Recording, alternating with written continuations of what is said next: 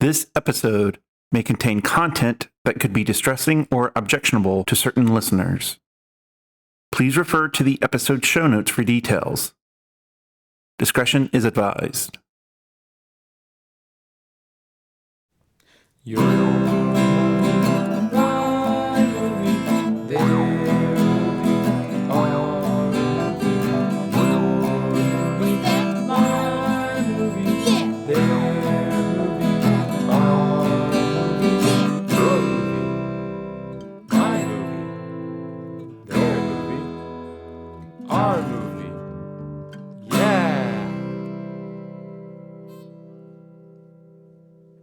Hello, listeners. As a quick heads up, the quality of my audio with Dan isn't the best in this episode. The reason why is because, due to circumstances outside my control, I had to record it via a phone call while I was at the bottom of Lake Okeechobee in a diesel-electric submarine. However, my audio with my friend Roy is much better, and you can fast forward to around the 13-minute mark if you'd prefer. Hello, listeners! Welcome to Your Movie, My Movie with Dan and Steve. I'm Dan. And I'm Steve. This is a podcast in which one of us picks a movie to watch and we discuss it together.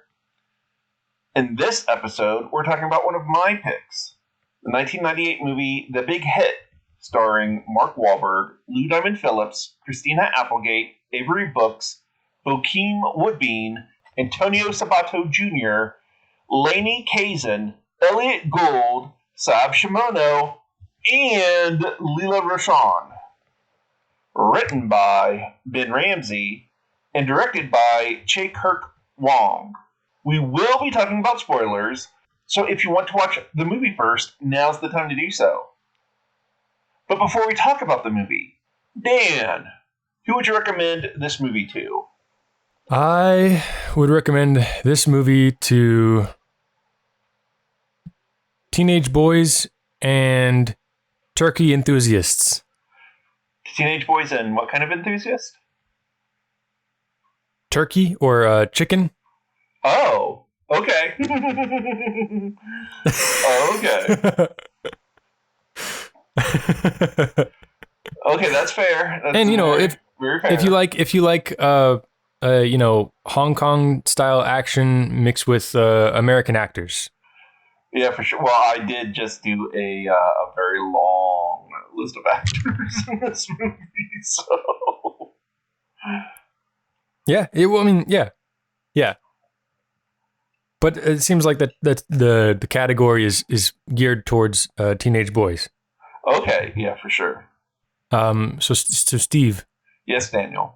Who would you recommend this movie for? I would recommend this movie for those audiences who ask their mom to get them Grosse Pointe Blank, and their mom tells them that they have Grosse Pointe Blank at home, but it's this movie.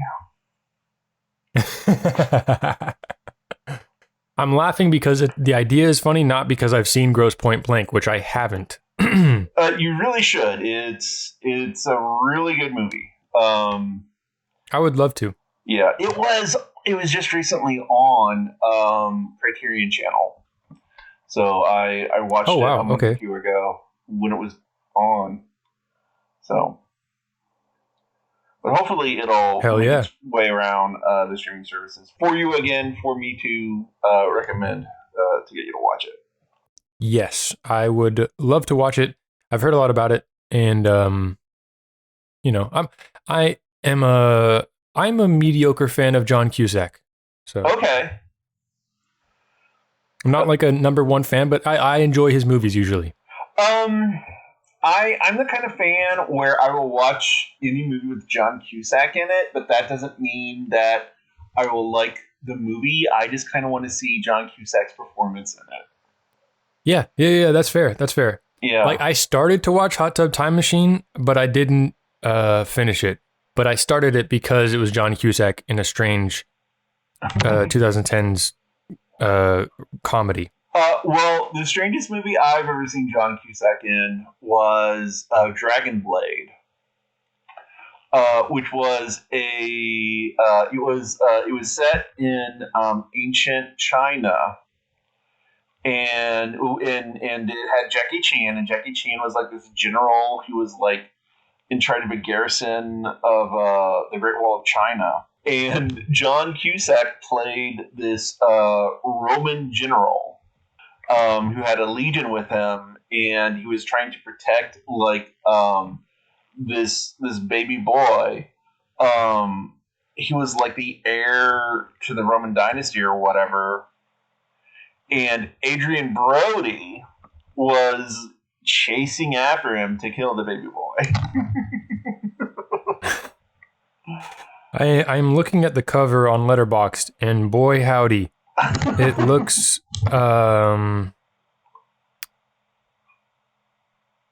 not great, not specifically great. I'm sure it's got redeeming qualities, but doesn't look super great. Yeah.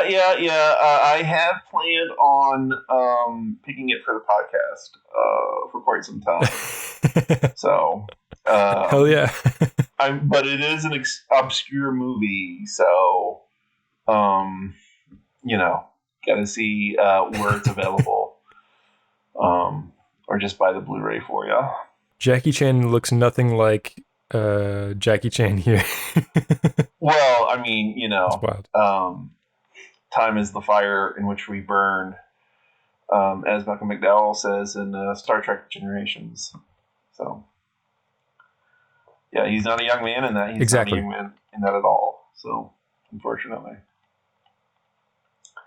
Exactly. But anyway, on to the big hit. Yeah. On to the big hit.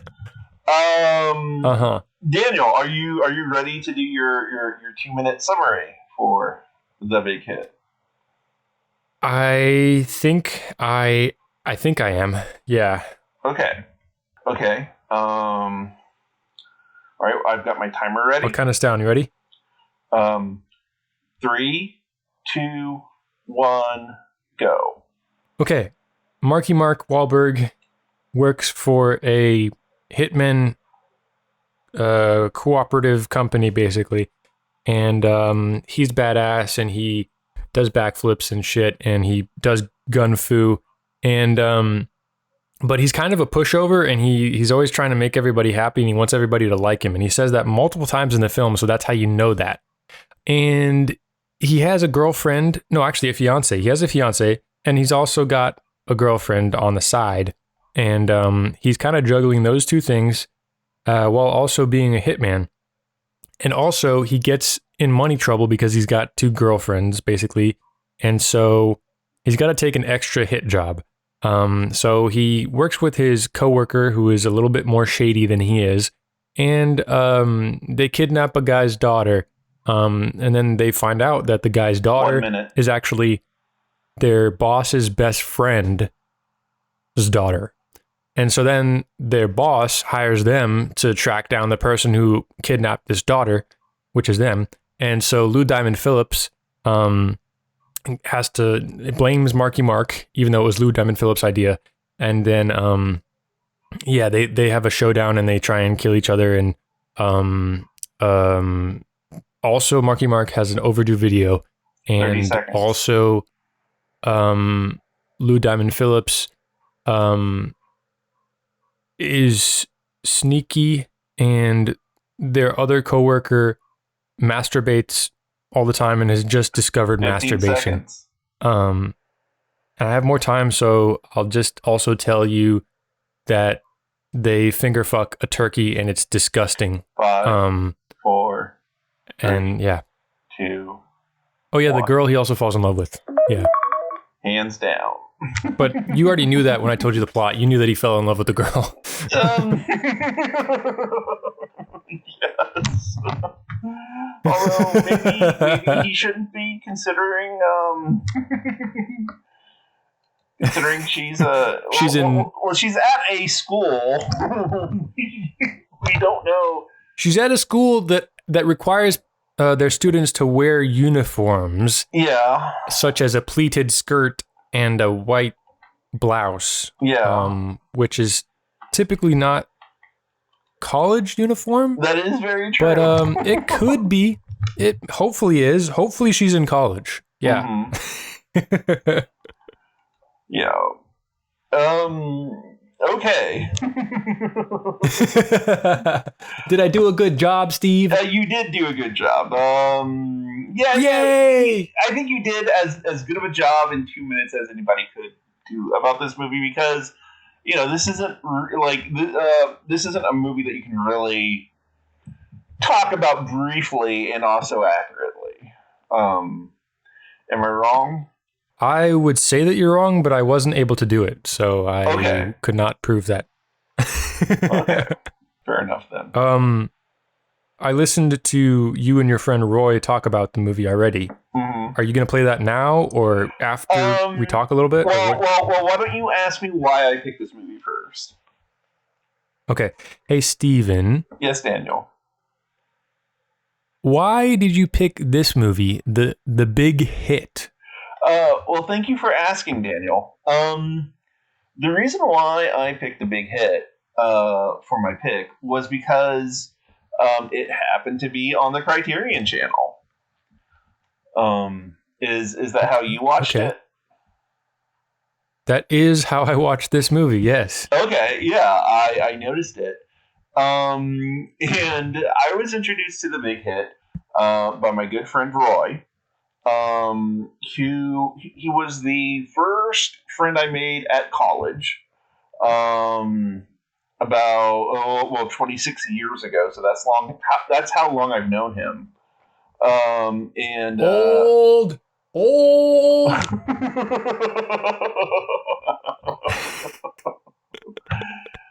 It'll happen to you.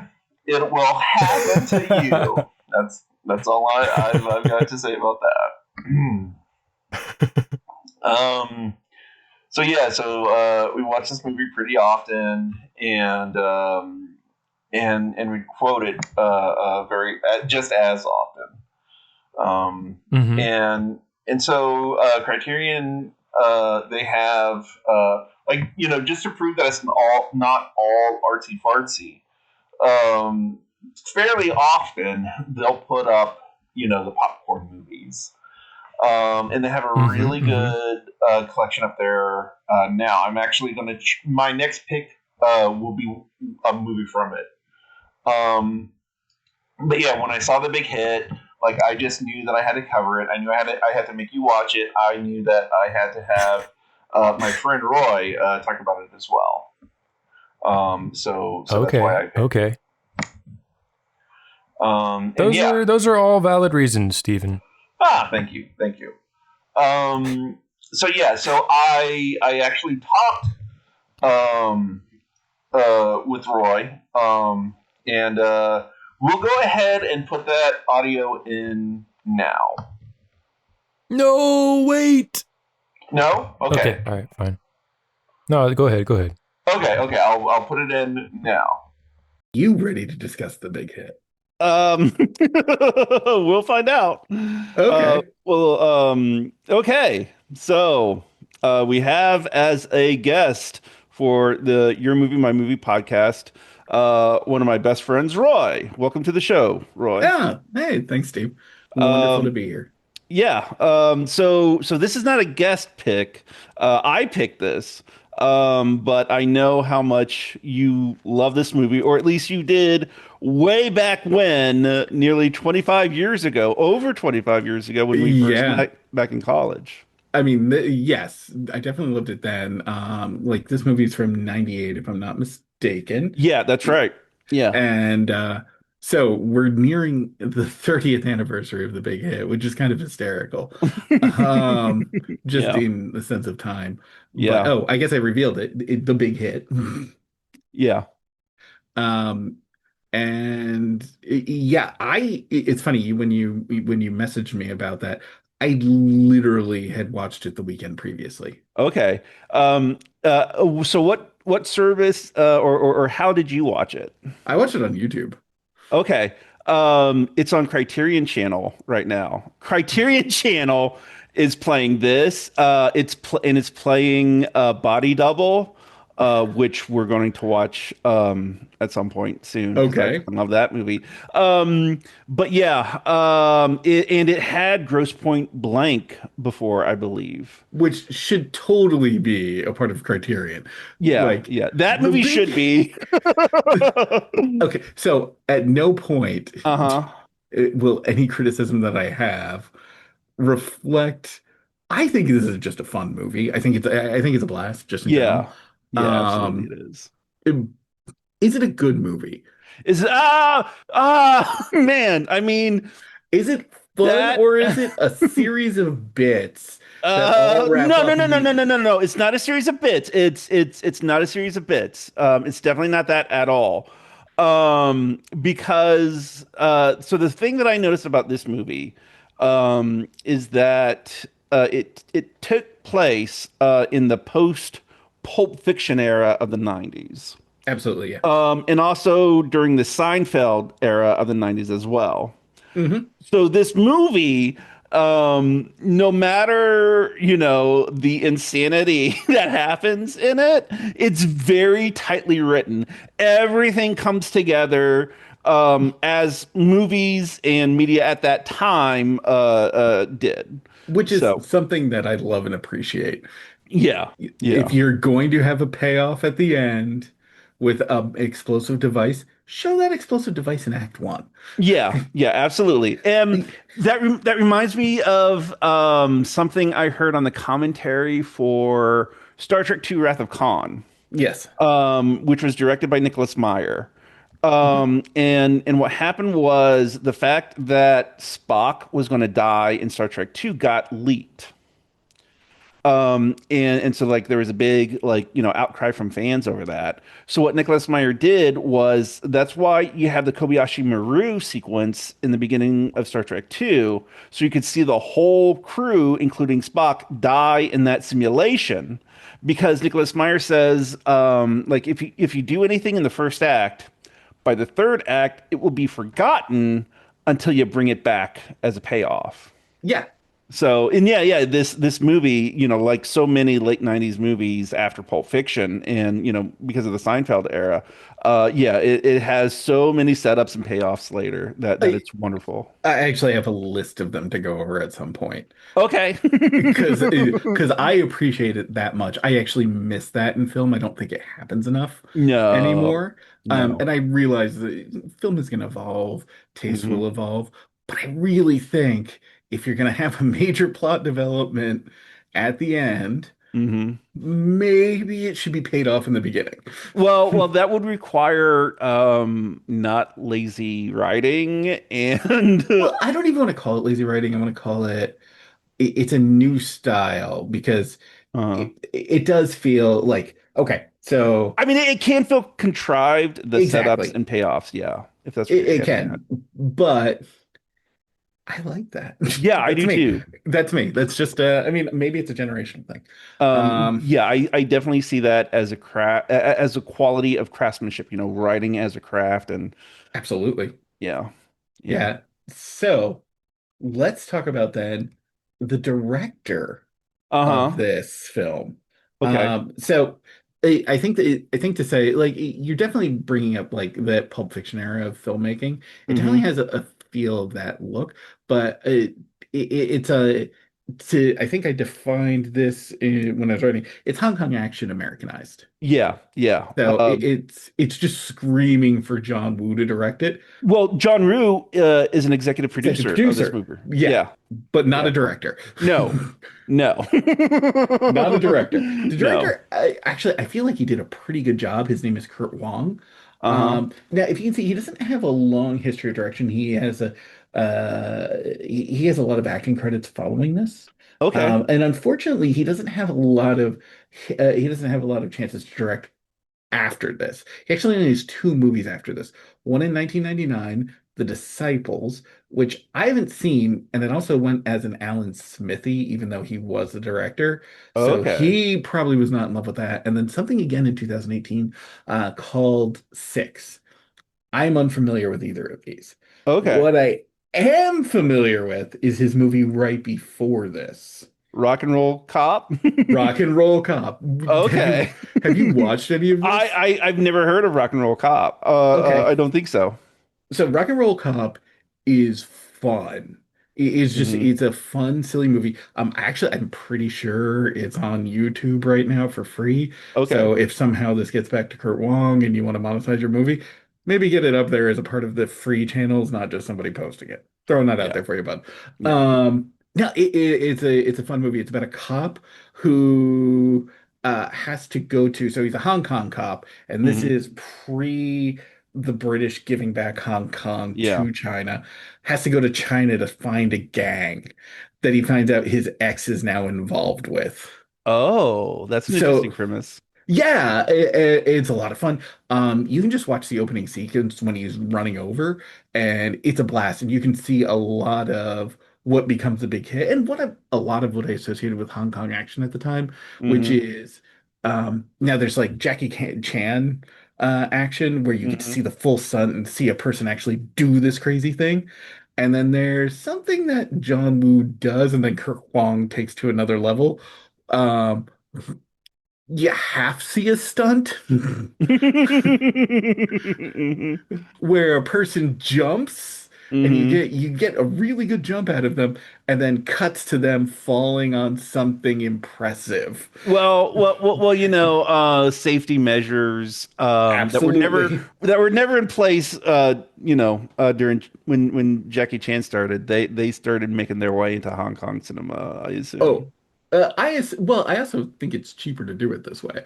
That too. Well, I mean, it depends on how cheap the stuntmen are, I guess. Well, I mean, you don't even need a stuntman if you just need your actor to jump and then cut to him Yeah, laying yeah, and like make a grunting noise, hit.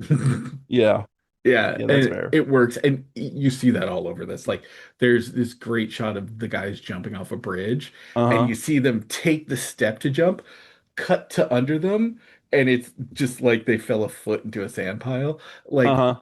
but the way it's cut in those, it works really well, especially if you're a teenager at the time. It works Yeah, brilliantly, frankly. Um, yeah. the fingerprints of that are all over the Okay, big hit. I'll definitely have to watch Rock and Roll Cop now. Yeah, it's a silly movie. It's a lot of fun. Yeah, yeah, because I became a fan of Hong Kong cinema, the martial arts movies, but prior to Jackie Chan, but also prior to Bruce Lee. Um, Okay. so I became a fan of those movies. Like one of my favorites of that era is I think it's called like a Deadly Mantis. Okay, Um, I don't sound and familiar. and that one is about it's about so there's like rebel like this guy is a rebel. He comes from a rebel family during Hmm. against his family's like against the emperor. So he becomes a teacher and he infiltrates no. Well, whatever. I'm not gonna get lost in the weeds. Okay. But what happens is he becomes he basically he tutors this young woman Hmm. who is his enemy. The family is an enemy. So it's like a Romeo and Juliet story.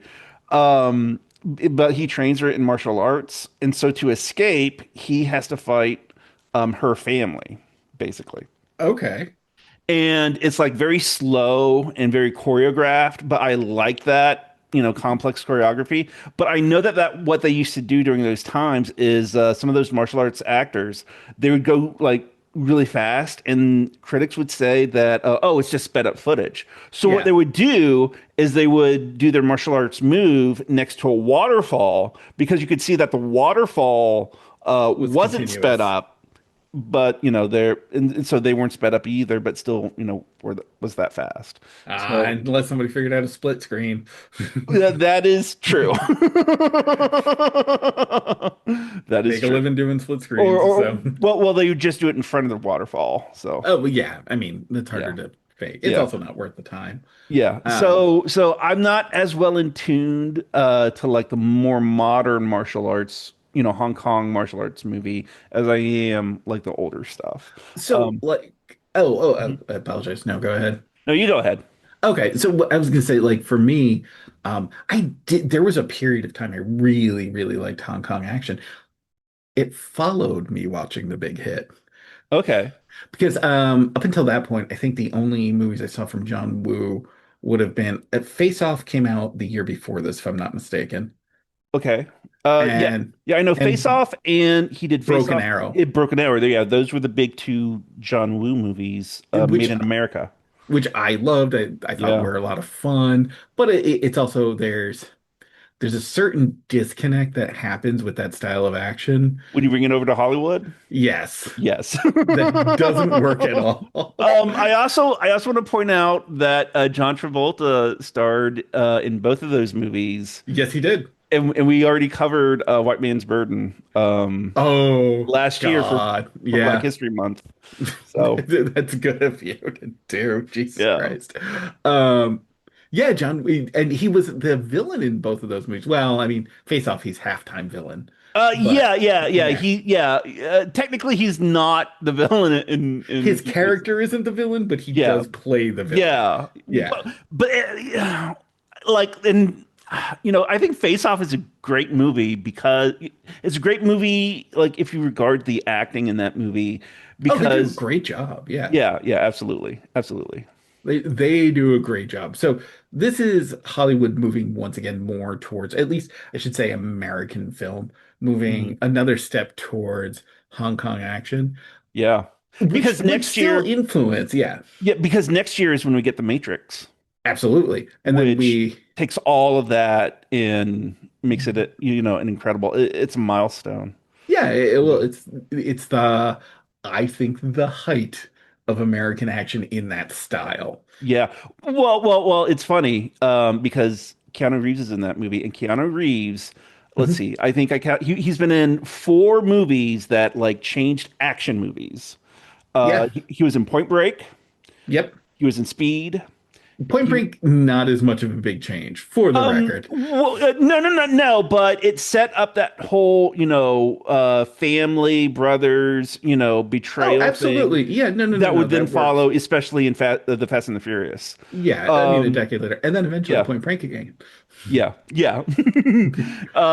So yeah, Point Break, Speed, The Matrix, and then John Wick. Yeah, So, yeah. yeah, and we should do one of this on speed for the record. Okay. I do. Speaking of movies that I love that aren't, I won't define as good, but actually, you know what? Speed is good. I'm just gonna say it. Yeah, as an action movie, Speed is great. Yeah. Directed by Jan de Bont, who Yes. was a cinematographer for Die Hard and worked on Roar for a while. Oh, he worked on Roar. I didn't know Yeah. that. That's awesome. Oh, okay. Yeah. So Great the guy. big hit. The big hit. Kirk Wong's vision, Uh-huh. Americanized Hong Kong action. I Yeah. also, I one, I I attributed this poorly, Hmm. because it's really just the one song that feeds through the entire movie. Uh-huh. The "I'm the Man" by Joe Jackson. Yeah, I noticed that like right at the ending Yeah, when Marky Mark says so are we so what we gonna disappear or what? And then China Chow says you're the man and yeah. then the song goes right in you're the man. So So it is kind of almost like a pop punk version of mhm. Hong Kong action. I do think that thematically works in a weird Yeah. meta sense. Well, even though this is Americanized Hong Kong action, so I noticed this for the first time. It was made by Wesley Snipes Production Company. Did you catch that? I did not. Yeah. Oh, and this is Wesley Snipes right after Blade. Yeah. Yeah. Because And this he's a was, martial artist as well. yeah, because this was filmed in 97 up here in Mhm. Canada. So this is also, for the record, just visually, the exterior, Mhm. it's funny how often, like, when I lived in the US and saw this movie as a kid, I would not place it. I would just assume that's natural America. Yeah. When you're up here and living, it's like, yeah, I don't know, that's obviously Canada. Like, this is Okay. what Canada looks like. Just period. This is the suburbs of Canada. This is exactly what it is. Oh, that's terrible. Uh, It's so easy to pick out. There's such a difference between the two. But okay. if you're on the outside, you wouldn't notice until you're in it, and then you're like, oh yeah, that's Canadian, obviously. Uh-huh. So Wesley Snipes, his production company did this. And so this feels like it's not like a big Hollywood movie, and I Yeah, think that does it to its credit because that it makes it like it brings down the Americanization that would normally happen, if that makes sense. Like you get a lot, like I feel a lot of Hong Kong movie, like this is almost like a Hong Kong action movie, but they just happen to have American actors in it, if that makes sense. I do understand what you're saying for that. It Uh, does, and also it has American actors in it. I think is an understatement. Like the uh-huh. cast is fucking awesome. Very, very diverse cast. Diverse cast full of strong actors. This is also Yeah. Mark Wahlberg right after Boogie Nights. Yeah, I know. Yeah, a year after Boogie Nights, he does this. So, Well, he was doing this when Boogie Nights came out. He actually oh, went to okay. TIFF to see Boogie Nights, so that's Toronto International Film Festival, Uh-huh. with the cast of the big hit because they were filming. Okay, okay, that's great. So Um, yeah, yeah, yeah, yeah. Let's go through the cast real quick. Mark Wahlberg, yeah. Lou Diamond Phillips, Christina Applegate, Avery Avery Brooks Brooks from Deep Space Nine fame. in Um, one of his best roles. And I yeah, can think of three roles from Avery Brooks off the top of my head. Hawks, Captain Cisco, and And Paris this. from this. Yeah, Yeah, I can't think of any others. you don't need Um, anything else. I'm sure he has a long history. I know he um, also retired. Bokeem Would- Woodbine, who is the MVP of this movie. By far. And also, like, it's also clear to see, like, he's had a great career. Like, I don't know if you've watched Fargo at all. No, no. He's amazing in Fargo. Okay. But you could see, like, this guy should be in everything. Yes, yes, yes. He's a great. He knows how to sell a character concept. Yes, he does. He's amazing. He's Um, actually one of my favorite actors now. Antonio Sabato Jr. Yes.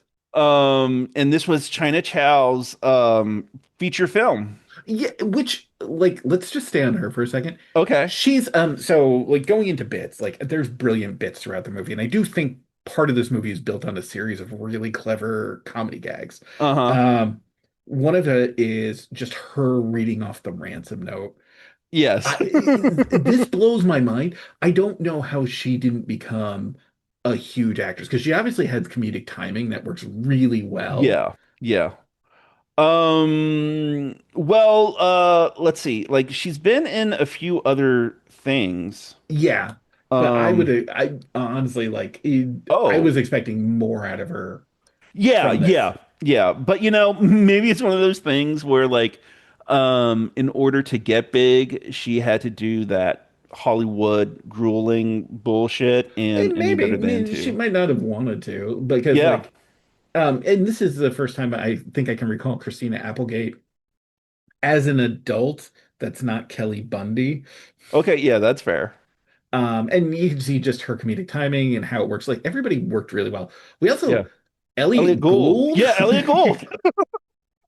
just in a random side role. Yeah, yeah, it must have been there for like 3 days and Yeah. got paid to almost puke on Lou Diamond Phillips. That Uh, which is that fantastic. yeah, that gag really stood out to me. Like he already puked on Lou Diamond Phillips, and then the gunfight is happening, and Yeah. then Vomits again. yeah, yeah, The yeah. He vomits pillow. again, but Lou Diamond Phillips pulls up that couch pillow or whatever Yeah. and instantly blocks it. So that's like great choreography right Oh, there. it was awesome. Like Yeah. we should go into the choreography for it, but Yeah. there's a just going through the I'm Lainey Kazan. Am I saying her name right? Uh, Um Elliot Gould's wife. yeah, yeah. Yeah. What else has she been in? Oh man, you can go down a list. She is so okay. So one of the things I know about her is, and as soon as I say it, it'll sound perfect. For the movie Funny Girl, Okay. uh, she would have been Bette Midler, or not Bette Midler, Barbara Streisand's understudy. Okay. which I think explains a lot of her roles. But My Big Fat Greek Wedding. Hmm. Um, She was in Delta Force apparently, oh and my gosh, I saw clips from Delta Force in the Electric Boogaloo Canon Films documentary, oh yeah. and so I recognize her from that as a Um, Jewish woman stuck in a hot airplane yelling at Robert Forster as a Muslim terrorist. that's perfect. Basically, do you need, and I feel like this A was true very through the loud 90s. woman. Well, a woman to be an Italian mother, a Jewish mother, or a Greek mother, Yeah. Yeah. or aunt Yeah. through 1990 to 2010. I feel like Hmm. she's your go-to. Okay, yeah, that's fair. That's very fair. Like, yeah, she was in Geely. She's Ben Affleck's mom in Geely, Okay, yeah. which is odd movie. Oh yeah, and Permanent Midnight. She owned that role. Like she nailed it. Okay, so But she's somebody. She was in Animaniacs, apparently. oh yeah, she has a huge record. Okay. Yeah, Okay, she has great. over 100 credits if I'm not mistaken. Like she's Fiddler on the Roof. Yeah, yeah, that's it something. all tracks. Yeah, absolutely. And then of course we have who I recognize and don't recognize all the time. Hmm. Um the China Chow's father in the film Uh-huh. Uh who yeah, Sab Shimono. I want to make sure I want to make sure that I'm not wrong in this. because like the only other thing I know for a fact that I saw him in was The Uh-huh. Shadow. Yeah, yeah, that's what I was going to say. The Shadow. Yeah, Yeah. yeah, yeah. He was yeah, the scientist in the Shadow. Apparently he was also in Waterworld. I'm just bringing up his credits right now, actually. Okay, yeah, I think that was near the beginning Yeah. when he tried to negotiate Kevin Costner to beg a young woman to update their genetic pool. Yeah. I don't Um, think about Waterworld often. yeah, yeah, I don't either. Oh, he's in Presumed Innocent. Oh, he is the voice of Subotai in Conan the Barbarian. Oh, wow. Yeah, see, Apparently, we're not giving him this cast is amazing. So yeah. I'm going to keep saying that. The cast is amazing. It's full of Underrated, like absolutely underrated. uh, Um, but incredible. it's Elliot Gould is an afterthought in the Yes. cast, which is crazy to me. Yeah. Yeah. Um, Of Capricorn 1 fame and the MASH, oh yeah, MASH and Ocean's 11. Ocean's 11, sure. Yeah. The Long Goodbye. I haven't seen that, but I really should. You should see I really that. should see that. I mean, geez, like, yeah, I don't even think about Ocean's 11. He was in the Canon film documentary too, because he called oh he called one of them a cocksucker, and he was directing the movie, That's awesome. and he wouldn't he shut the production down until Elliot Gould apologized and said that he was not a cocksucker. I So mean, how would he yeah. know? Well, he was mad. He was mad at him. Yeah. Called him a cocksucker. I think that's hysterical. That's amazing. Yeah, yeah, yeah. But yeah, Elliot Gould Hmm. is, I don't want to call him an afterthought, but his performance is fine. Don't get me Yeah, wrong, yeah. but the He's just cast is not. very strong. Yeah, yeah. Like so many other characters are doing so much that Elliot Gould doesn't get the time to shine as much as you think he would. Yes. Which on one hand is a shame, but on the other hand, like I'm sure that as an actor he appreciated that he didn't have to do that much. Oh yeah, absolutely. Yeah. So, I mean, these had to be pretty good days for him because it's a good cast.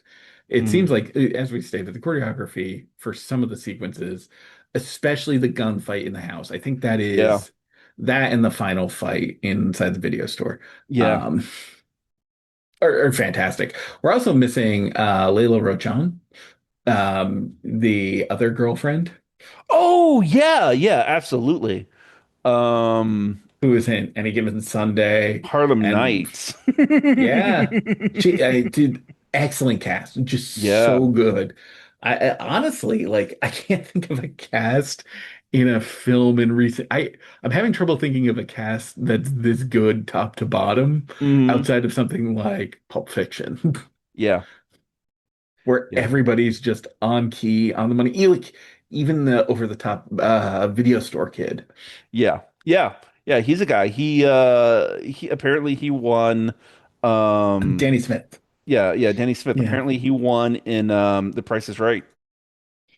Oh, did he? Yeah, got 31,000 in prizes, including a car. That's awesome. He was Yeah. also in PCU. Was he? Yes. Okay.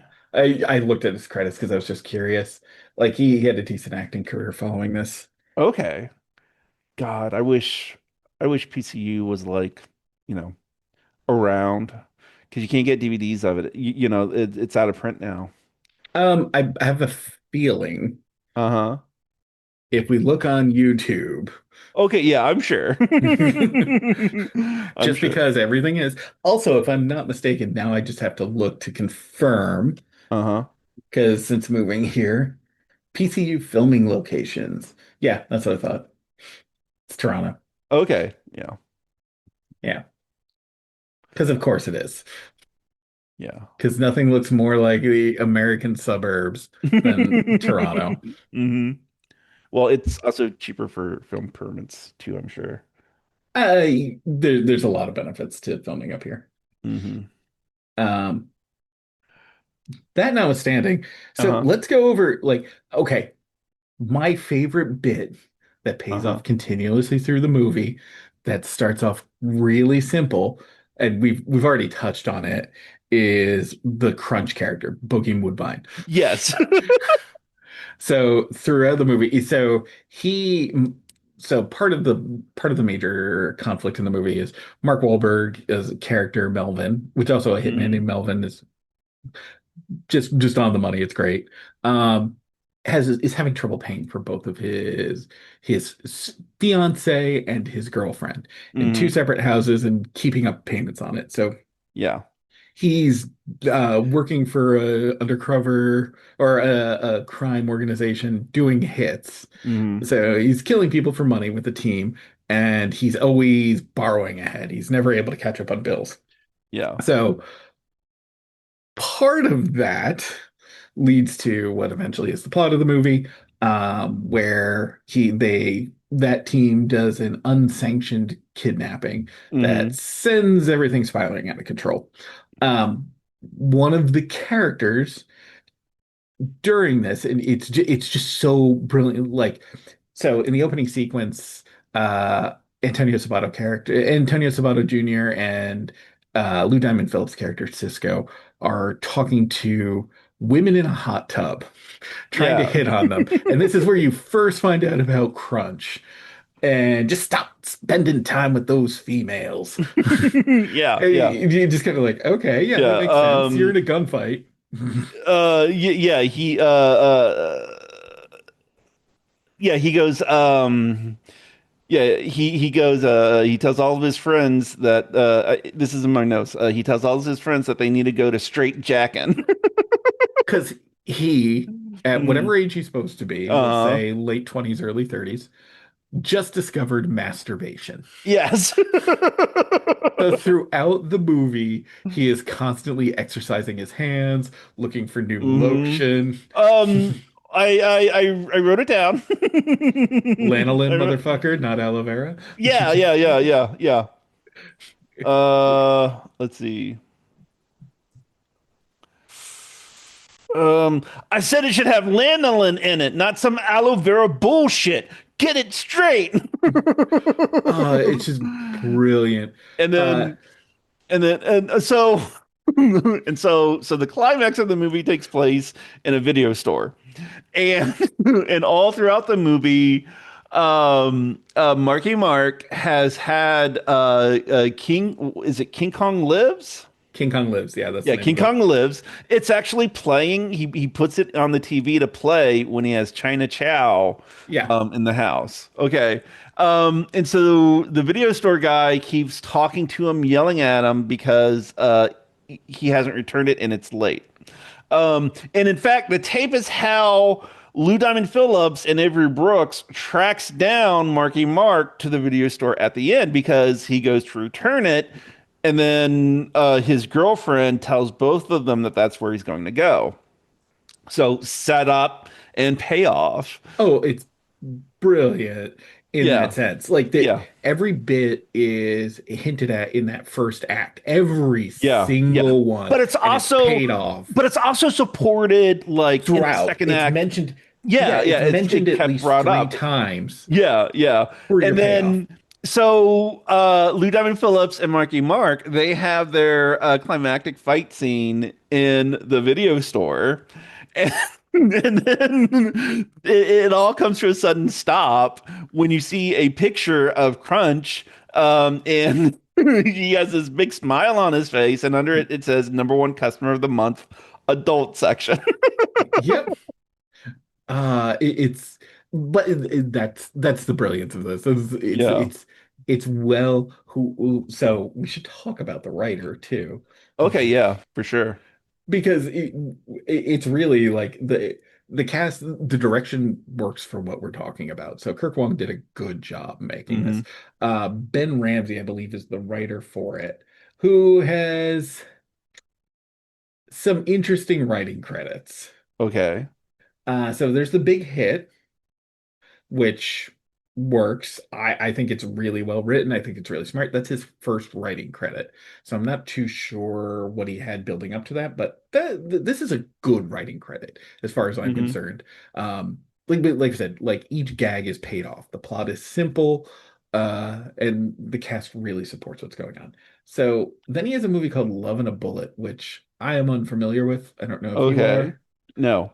And then he has two more writing credits. Oh. One of them's a short called Ben Ramsey's Interface. Okay. I'm not familiar with that, so I'm familiar with 50% of his work. The other writing credit, and I don't know how much this is on him, is Hmm. Dragon Ball Evolution, Yeah. Yeah. which is, oh man, like you knocked it. Ben Ramsey, if you hear this, I hope you do. You knocked it out of the park with the big hit. Oh, he's the only screenplay by credit on Dragon Ball Evolution 2. I know. That's So a shame. I don't like I don't know what happens because being involved in the production, a lot of things can change, a lot of people to get their name taken off. Yeah. So I and input can force you in directions that I know I've put Yeah. out products where I'm like, this is what you want for real. All right, I don't care. You're signing my paycheck. Moving on. Yeah. Um, but yeah, that's the big hit's awesome. Dude, you knocked it out Yeah. of the park with this movie. Yeah. Yeah, for sure. I this could be a TV series. I would love to have TV series pay off to this level. Hmm. That would be fantastic. He does have some direction in credits, and I don't think I've seen Blood and Bone. That I sounds familiar haven't, though. yeah, I haven't either. Oh, it's Michael J. White. Oh, Oh, okay. yeah. I'll check it out. Oh, and Dante Basco. Oh, okay. That's interesting. Yes, yes, it is. Now I'm intrigued. Yeah. Well, okay, so there's bits in the movie that I like that Uh-huh. it's bits and payoffs. We've talked about this, but I think they're brilliant. Like Elliot Gould's drinking. It's Yeah. set up soon as you meet him. You talk about a bad thing that happens, and then you get to Hmm. see the bad thing happens, and it impacts the action. And they Yes. choreograph specifically about this one little thing that they set up in Act One that pays Yeah. off immediately in the beginning of Act Three. It's we're in it and we're going with Elliot Gould's drinking and projectile vomiting, Yeah. which works really well. Let's see, the taste the golden spray. Like we haven't even talked about the movie yet. I mean, the title alone. It's just brilliant. And it pays off to the last moment of the Yeah. movie. Yeah. Yeah. He, Well, it's how her father got bankrupt, yes, so he can't pay their ransom even if he wanted to. Um, but he still has his friendship with w- Avery Brooks. yeah, Um, Paris, yeah, yeah, the head Paris. of the criminal organization, Yeah. which like just going into the bits of that, but that comes up so much. So we find out that, as you stated, he's bankrupt because he's always wanted to make a big Hollywood movie, and Hmm. he makes solid standees for the video release of his Yeah, yeah. movie. He had a like gold inlaid post movie posters that he gave to the theaters, Yeah, which is what bankrupted him. And yeah, that video store, the same one that has been calling Marky Big Top Mark. Video. Yeah, yeah, Big Top Video. Yeah, they got the world's most expensive stand up, which was the display for Taste Taste the the Golden golden Spray. spray. It's the movie's just funny. Like Yeah. we can't do justice to how well these jokes are laid out. And and I will say it is a silly movie. Yeah. It's goofy as all hell, but everything is laid out so well. Like Yeah, but it's not like nyuk nyuk kind of goofy. You know what I no, mean? Like it's a very unserious movie. It's a movie it's an that adult does not. cartoon. Yeah, yeah, yeah. It doesn't like there's a logic to everything that goes on. So it's not like absolutely insane. But it is very unserious. Like it plays very loose with things. And it doesn't explain anything either. Doesn't need to. So no, no, no. Yeah, yeah, yeah. It doesn't need to, and it's probably best unless it's for a joke.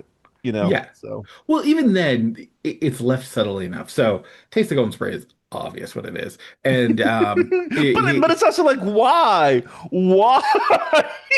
well, it's the what's his face's effect? It's the Neil. Oh God, what is his name? Neil Breen? Neil Breen effect.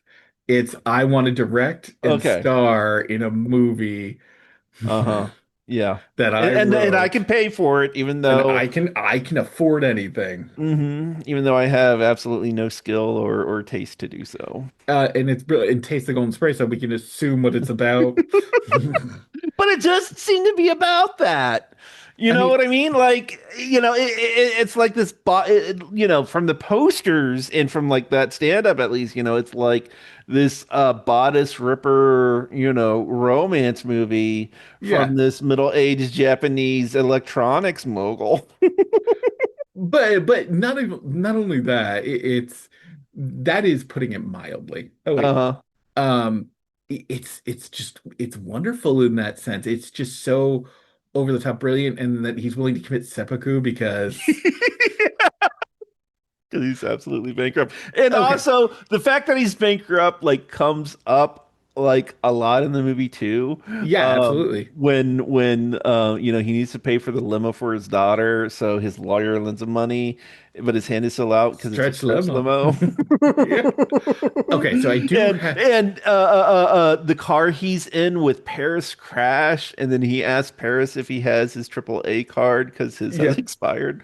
So yeah. it doesn't end there. I do have an issue with that though. And Okay. it's a this is minor. Hmm. Um, it's almost always day during the movie, except when he's going to commit seppuku. Yeah, And but it it doesn't works matter. for the lighting. No, and it doesn't Yeah. matter. I Yeah. feel like there's a continuity error there, but whatever. It's fine. It's one of those things that I will always harp on, but it's Okay. brilliant. I'll have to I'll have to watch it again and see if those scenes with Lee Diamond Phillips and Gump Yeah. are during the day or not. I'll have to look because I know they're interiors with Lee Diamond Phillips, but I can't remember if there's any exterior daylight lighting, but that would be I absolutely funny if it I think were. those are I don't think you see the exterior Okay. there, but you do see the exterior at Melvin's house right before it. Okay.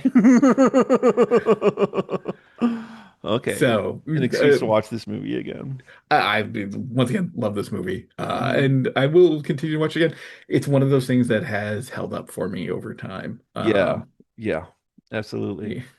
Yeah, yeah, it's it really is like a kid mashed together. Like they went ahead and saw Hard Boiled, and Yeah. then went ahead but they were watching Pulp Fiction at the same time and Seinfeld. Like I think that's Yeah. like a mixture Well, of what but this also is. like the movie that came up a lot in comparison when I was watching this movie was actually Gross Point Blank, which is another movie that you absolutely love. Absolutely. It's a Um very different type of movie, though, even though it's it isn't, but it's it is. yeah, yeah, like it's both of it's both of them are assassins, both of them have Sitcom sense, sitcom psychological issues. sensibilities. Yeah, Yeah, yeah. sitcom sensibility hitmen. Yeah, yeah, yeah. Um, yeah, they're both dealing with things. But the tone of one and the tone of the other, well, they're not that different, but they are different enough because like Grosse Point Blank is a much more it can be read a lot more seriously. And I've actually watched a YouTube video that has t talked about like why it's such a great movie, Hmm. and like about the psychological roles that the different people in Martin Blank's life take, like how his secretary is an enabler, but his love interest is like challenging him.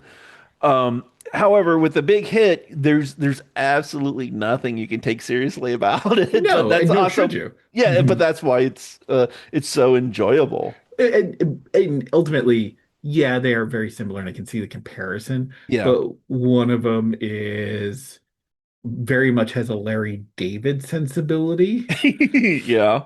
and the other one, I don't want to call Sopranos a sitcom because it's not. But one of them has a closer to Soprano sensibility about its Yeah. humor, Yeah.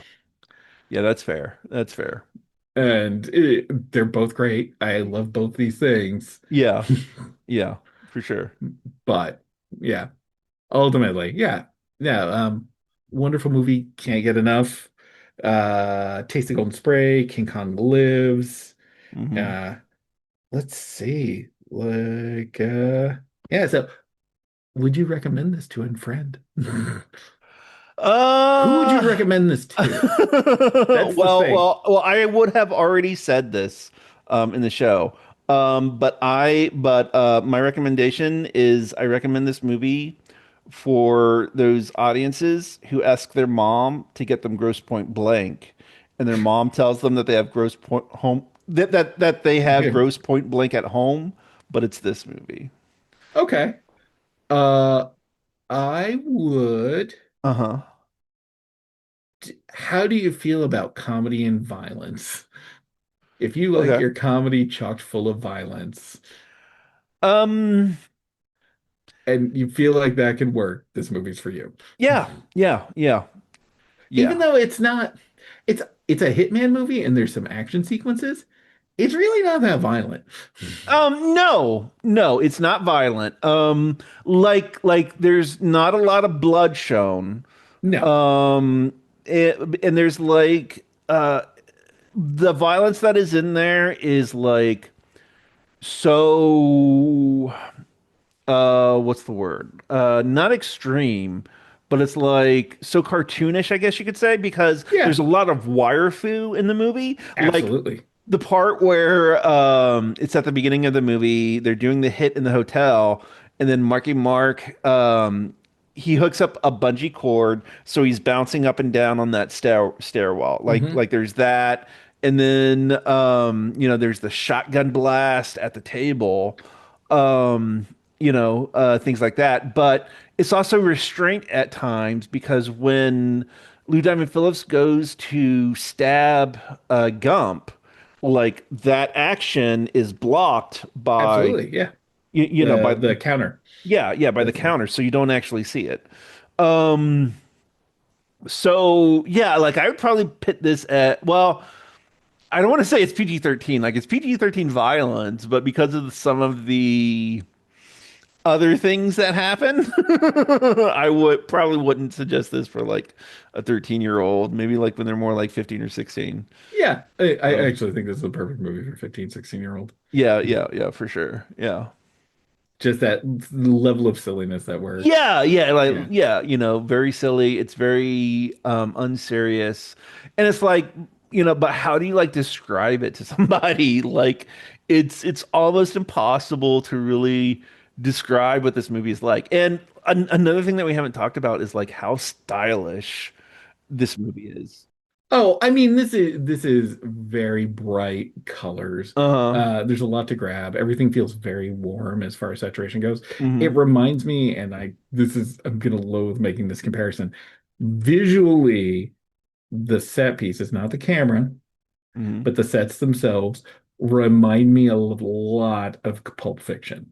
So Okay. it's the mid 90s colors so that you'll see some pastels, but they're warmed up um, throughout the movie. You don't get a lot of deep shadows, unfortunately, so not that at part. More like Pulp Fiction just in the cafe, in the Hmm. restaurant, as opposed to the rest of the movie, or at Jimmy's house, where things are a Yeah, little bit lighter and easier to go.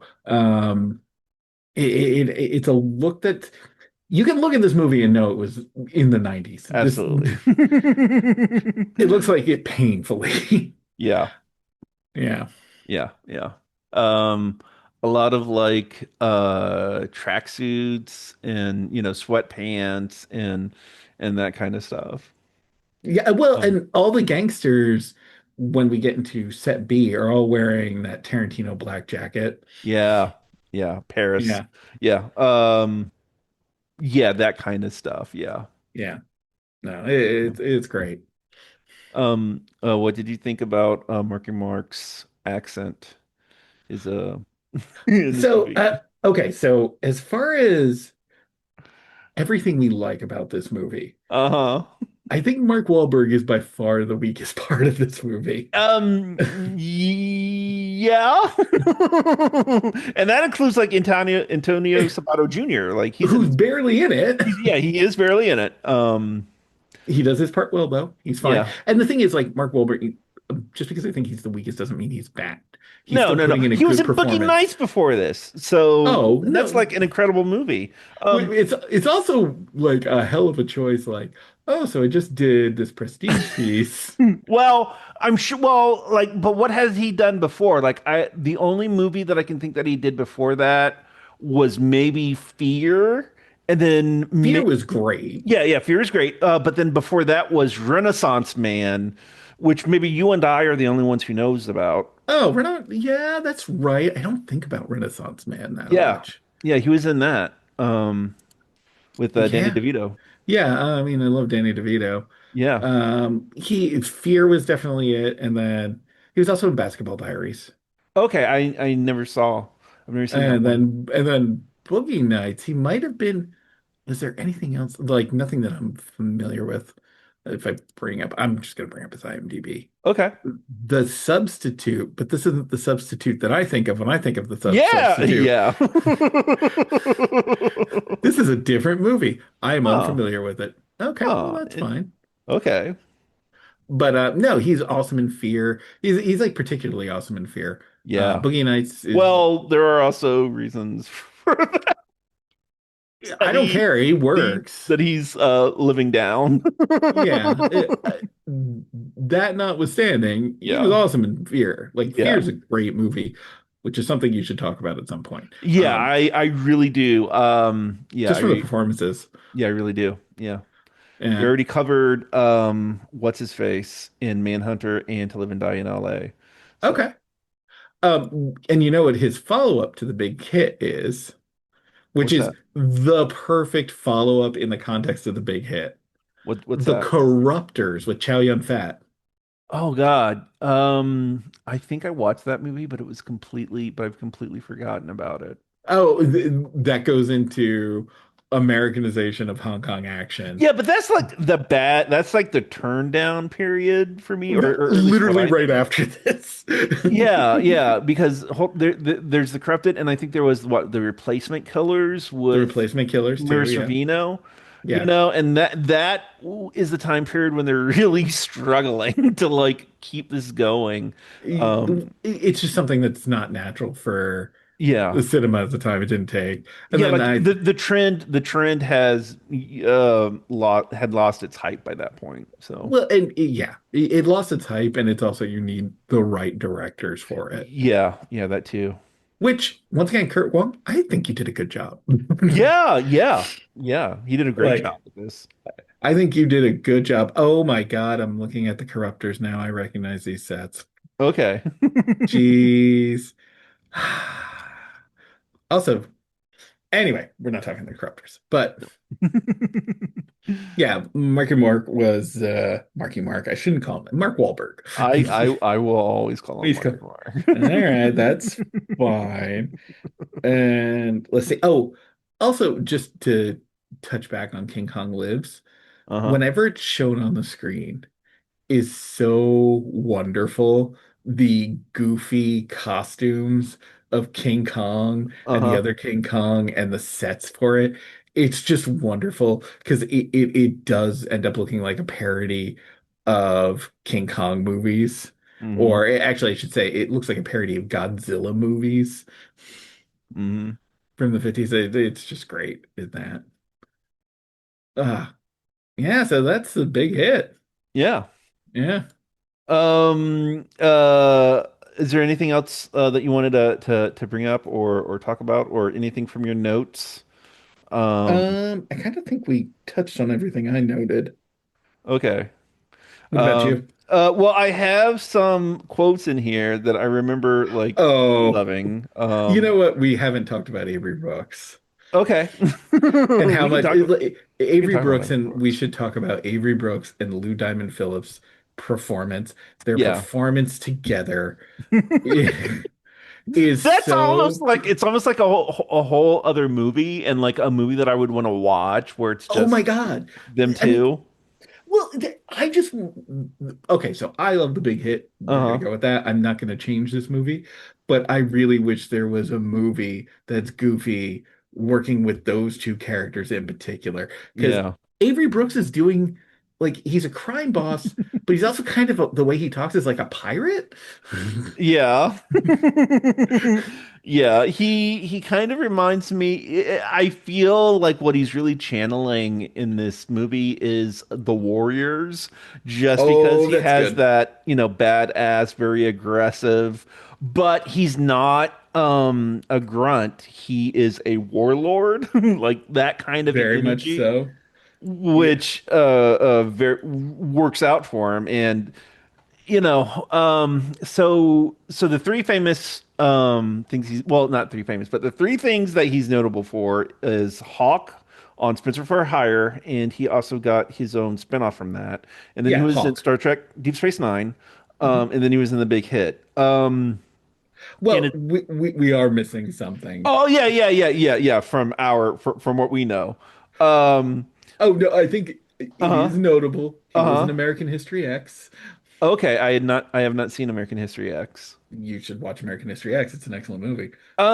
Yeah, but it's a bummer from what I understand. It's So, 100% a bummer. and it's also what's his name? Norton, Edward Norton. Edward Norton. It's also Edward Norton, but he's actually trying in that movie, and I don't like Edward Norton when he's actually trying. I much prefer when he's like phoning it in. You know what I Oh, mean? okay. So you Like, prefer Hulk Edward Norton. I prefer what? Hulk Edward Norton. Oh yeah, I absolutely do. I love him in the Hulk. Well, the Incredible Hulk.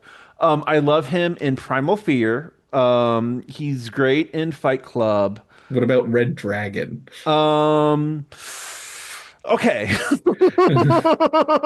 okay, man. Okay, so here's the thing about Red Dragon and Manhunter. I think I might have mentioned this when I talked about Manhunter. Um, I think. Manhunter is the better written movie, but everything else I prefer.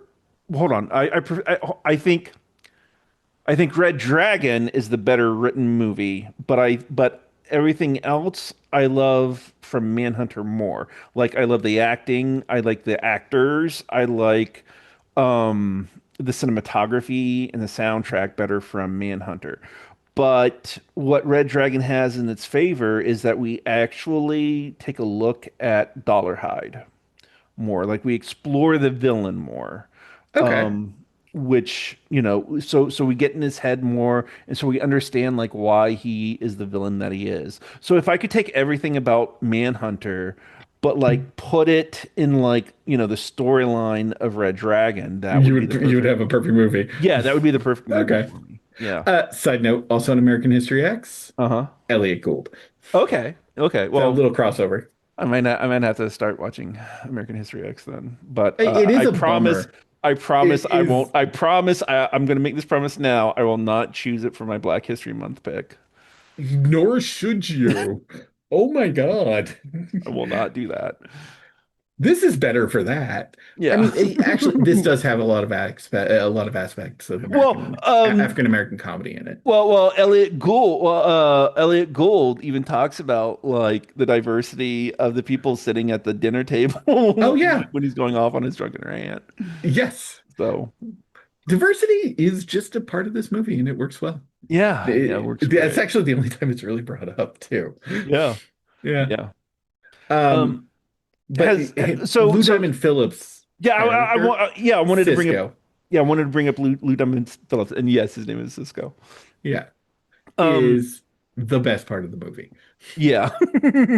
Everything about him in this movie just works. Like and honestly, like I didn't realize how much I quoted this movie and specifically his character Oh, I randomly. remember. Yeah, you probably do. I do remember from back in the day. Yeah, Um, damn it's all about the love. lesbians. Um, let's see. Well, damn lesbians, because that's I gotta mention that twice. Yeah, well, Um, the best one is the scene where and it's the best scene in the movie by far. You can you don't I wouldn't turn off the movie after this, but you uh-huh. know it's the peak is when Cisco is called into Paris's office Yeah. and Cisco has to lead a team to find out who kidnapped his goddaughter. Hmm. And what would you do to a man that broke into your house? I'd bust some caps. Yeah. Bust the caps. I'd bust some caps. Give this man a gold Gold star. star. Yeah. Just for years on end. It's just Yeah. wonderful. Apparently that was ad-lib too. Oh, okay. Yeah, they were trying to figure out what to do in that. And Lou Diamond Phillips was able to Channel this he character. yeah, and he was just go off try something. And apparently it was the end of the day. And he did that with the little finger guns that come with it. And they just all fell down laughing. And apparently it was, yeah. I mean, I loved it. That makes the movie for me, that little sequence. Absolutely. Um, yeah, I'm trying to look. There was another one that I thought I saw. I have so many quotes on here. Um, that's it, baby. It's all about love. It's all about the love. Yeah, crossing, yeah, And then at the very end, well, ain't that a bitch? bitch. All I wanted to do was ride on my boat next to some dolphins and maybe kill some of them. Like, what the fuck, man? So Uh, that reminds me. That reminds me. Roger Ebert. yeah. His part of his review of this was I guess you could laugh at this. You would have to be seriously alienated from normal human values and be nursing a deep-seated anger against movies that make you think even a little, but you could laugh. Oh, that's fair. Yeah. Um, yeah, there should be a critic section on this one. It's a good one. Yeah. Yeah. Yeah. How could you be angry at society and watch this movie? Well, I mean, I get it because it has that Pulp Fiction thing. I've once read that Pulp Fiction was described as what is it? Gangland Chic, I think. Okay. And so this does have kind of a gangland chic tone to it, where it's all these violent people, but they're doing so many banal, mundane things within that world and not even like recognizing that the violence is not a good thing.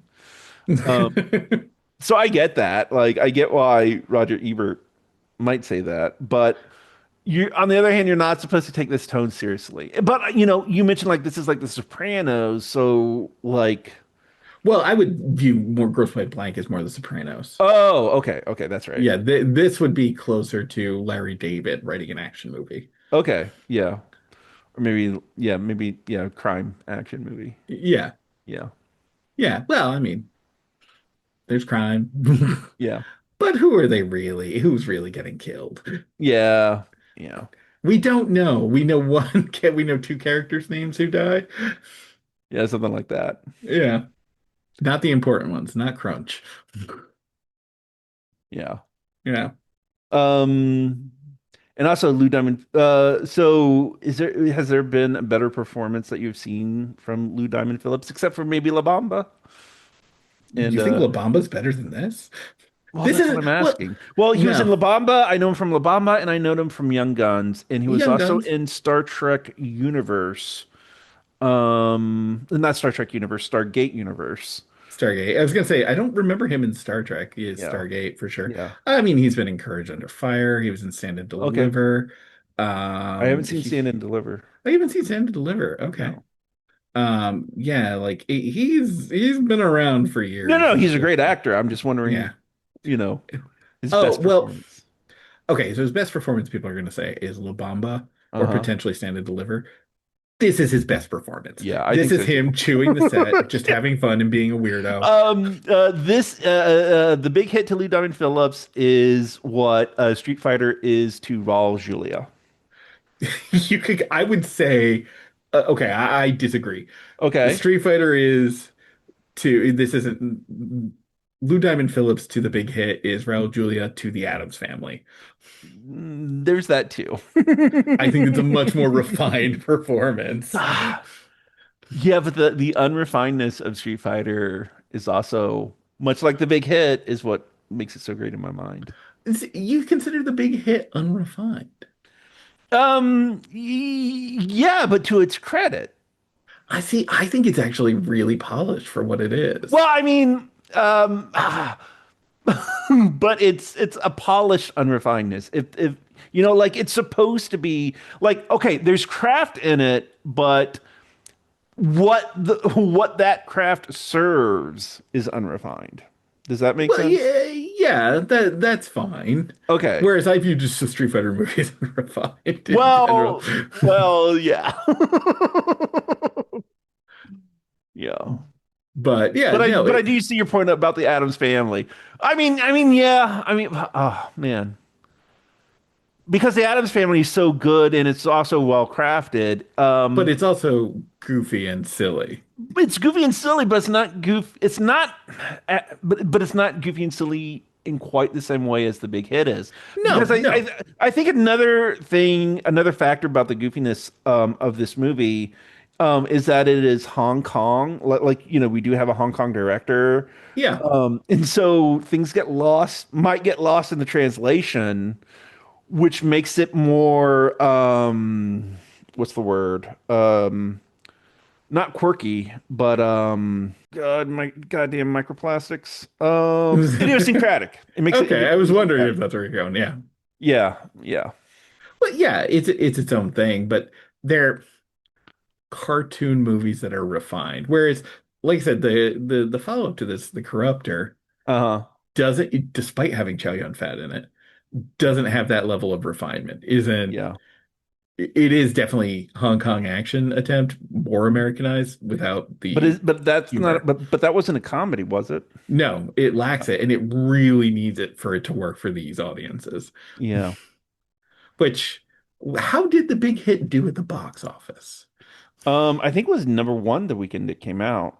That's probably pretty Yeah, good. yeah, number one at the box office. It grossed 27 million on a budget of 13 million. So it made twice its budget back. And we didn't get more from this director writer team. That's a No. shame. Yeah. They could have done more and it would have been like, especially with the cast that they have and able to Yeah. pull together. That's a shame. Yeah. Oh, that's a tragedy. It should be a separate podcast, film tragedies, things we should have gotten more of. Because and I wouldn't necessarily want them to go down this road again, but tight script with a clear visual style. hmm And then And great action choreography. yeah, like, well, let's touch back on action choreography. So we talked about so we have the Mark Wahlberg bungee cord sequence, Yeah. which has a lot of what I was talking about earlier, where we visualize half stunts, where you see the jump cut to location. hmm Um, the car chase sequence through the woods Yeah. is very good for what it is. The six guys hanging out of the van following after. Yes, Yeah.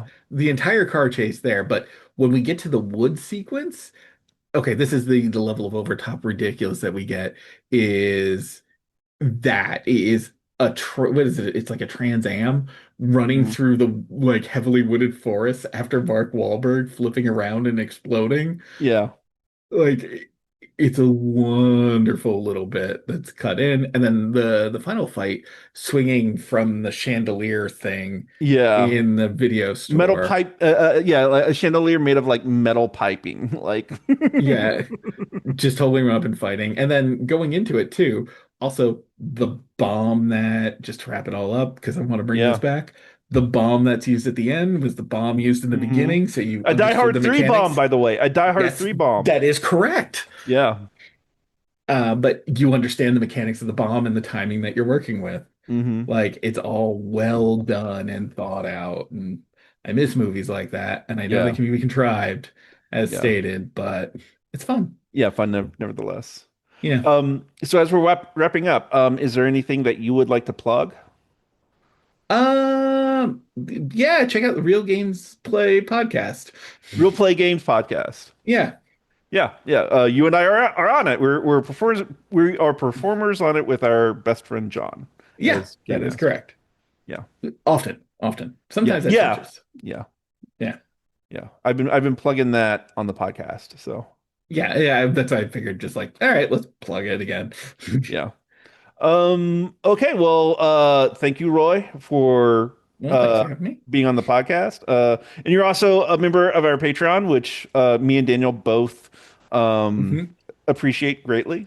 And if anybody Great. else would like to also become a Patreon member, it's Your Movie, My Movie podcast on Patreon. So yeah. All right. All right. Thank you. Thanks for being on. No problem. All Talk right. to you later. Bye. Bye. So, Daniel, Yeah. now that you heard what Roy and I had to say about this movie, hmm what are your thoughts on the big hit? Well, my thoughts are you guys covered most of it, but there were a few things that I feel like you left out or Uh-huh. you didn't touch on quite enough. Okay. So let's see. The first thing I'll say is you guys underemphasized how amazing the performance was by the movie store clerk. Holy shit. He is chewing the scenery and building it back up again just to throw his shit at it again. And then yeah, and he's amazing. He Um, is like if a cartoon character was embodied in a human and then set loose on a pack of candy or something, or dogs are chasing him or something. Yeah. That's fair. That's fair. But which character in this movie does not chew the scenery? I mean, you know what I mean? Well, I have I have an answer for you. Okay. Marcus Wahlbergus does not chew the scenery. I don't think that's true. I don't think that's true. Yeah. I think he does his own bit of chewing the scenery, but it's mostly in physical gags, like trying to rescue the dead body in the garbage bag from the dog.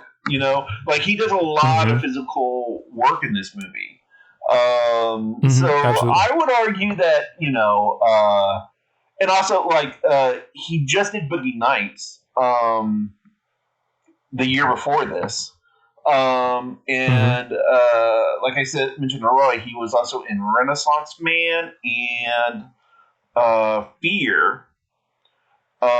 So I don't think his acting chops were like at that level where he really could do any kind of chewing on screen.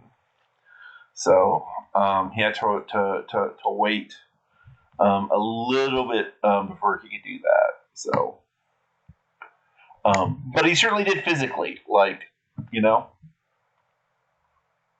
Sure. Yeah, I mean, I am a Marky Mark hater. Okay. Not because I think he's a bad actor necessarily. Uh-huh. I just think he's a weird kind of gross person that I just don't like the idea of. But I do like him. I'm looking through his filmography a little bit. Let's see. I like him in. I actually haven't seen Boogie Nights, so that's one that I would love to see. Oh, you've got to watch it, dude. No, I know. It's on my list. It's for sure on my list. Let's see. I like him in The Departed, of course. I like him in The Happening.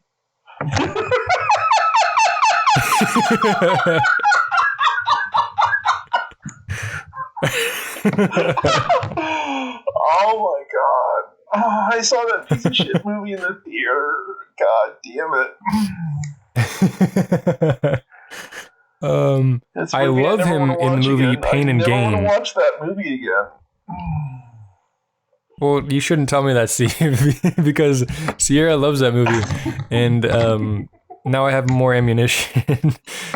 Okay. Okay, but anyways, he's also in Pain and Gain, which is a masterpiece, which I am going to make you watch if you haven't already seen it. Or if you have seen it, I'm still going to make you watch it. Yeah. So he's in some movies that I like. He's not a terrible actor. No, he's not a terrible. I'll just say actor. that. I might be talking a little bit out of my ass here. But if you compare the two, I think he's had like a very similar career track as Ice Cube. Because both got their start in music. And then and one of the reasons why they got into music was because they were getting in trouble on the streets with street crime, getting caught up in that. And so they looked to music as a way to get out of that. And from their music career, they launched an acting career.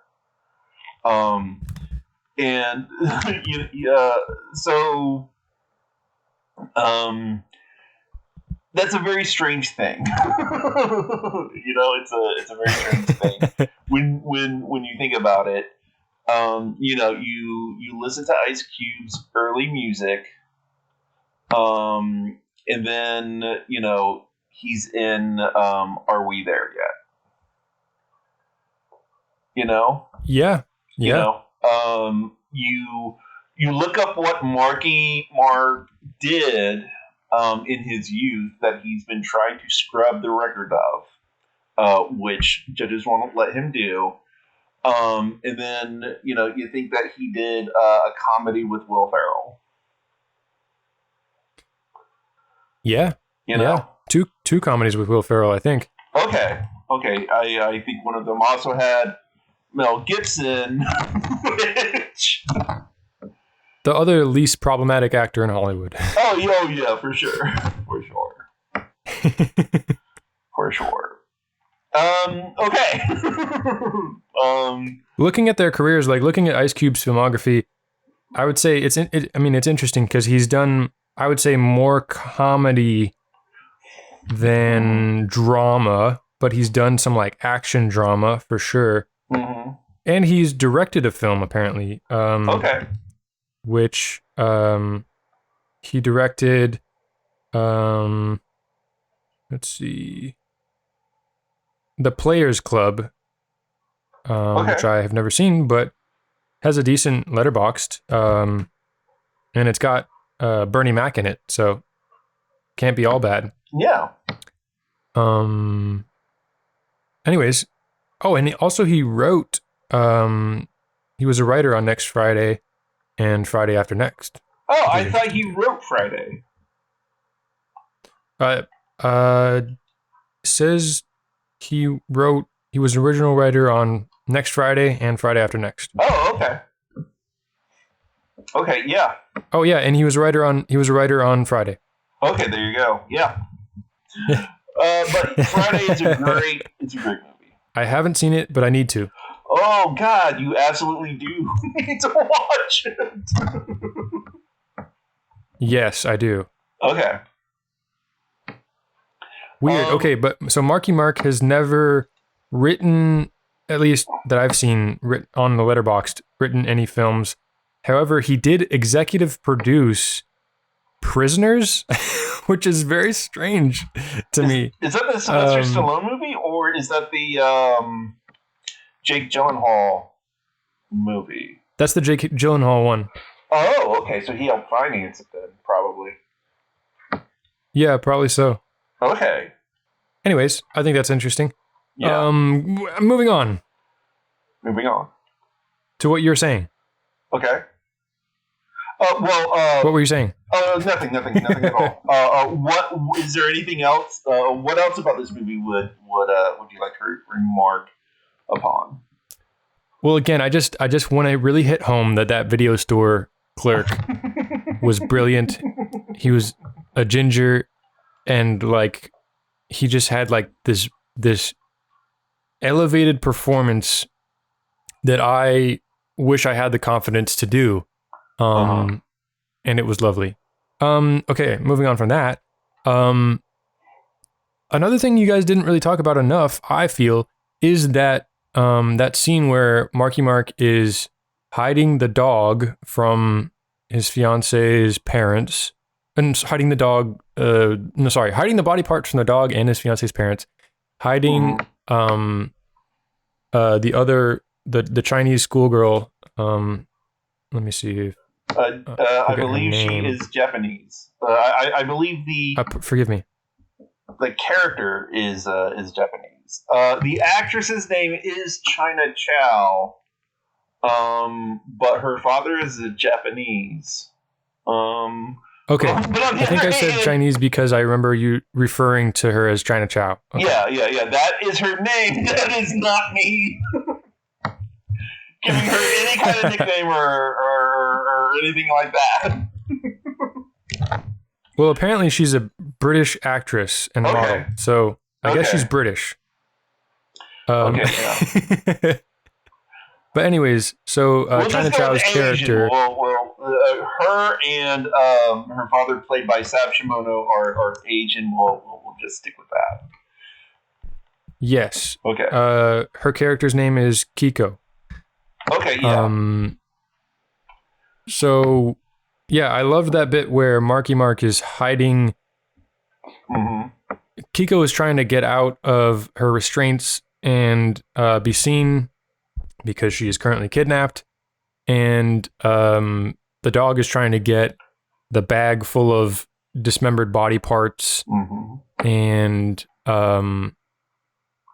Marky Mark is trying, I forget what he's trying to do. He's trying to basically wrangle he's trying to get that under control and keep, I think he's trying to keep his I forget. Is he trying to keep his in-laws his have father-in-law away arrived. from the?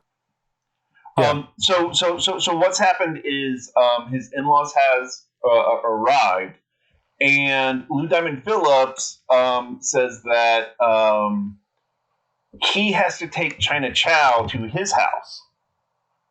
Yes. And Marky Mark was not prepared for that.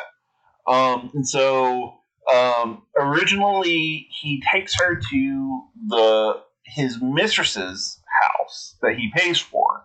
Mm-hmm.